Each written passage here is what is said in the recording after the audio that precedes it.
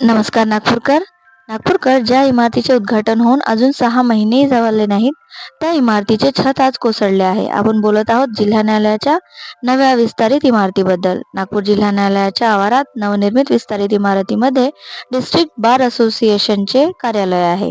आज दुपारी या कार्यालयातील फॉल सिलिंगचा मोठा भाग अचानक कोसळला. सुदैवाने सिलिंग पडण्यापूर्वी काही संकेत मिळाल्याने कर्मचारी आणि वकिलांनी वेळीच बाहेर धाव घेतली. त्यामुळे मोठी जीवितहानी टळली आहे. चिंतेची बाब ही आहे की या भव्य इमारतीचे उद्घाटन याच वर्षी जानेवारी 2026 मध्ये करण्यात आले होते. अवघ्या 4 महिन्यातच नुकत्याच झालेल्या वादळामुळे इमारतीची ही अवस्था झाली आहे. त्यामुळे आता सार्वजनिक बांधकाम विभाग आणि संबंधित कंत्राटदाराच्या कामाच्या दर्जावर मोठे प्रश्नचिन्ह उपस्थित केले जात आहे. बार असोसिएशनच्या वतीने या प्रकरणाची उच्चस्तरीय चौकशी करण्याची मागणी करण्यात आली आहे.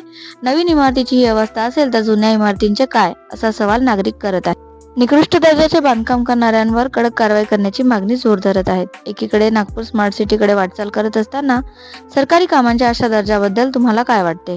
कमेंट्समध्ये नक्की सांगा आणि नागपूरच्या अशाच रोखठोक बातम्यांसाठी आपल्या पेजला फॉलो करा. धन्यवाद.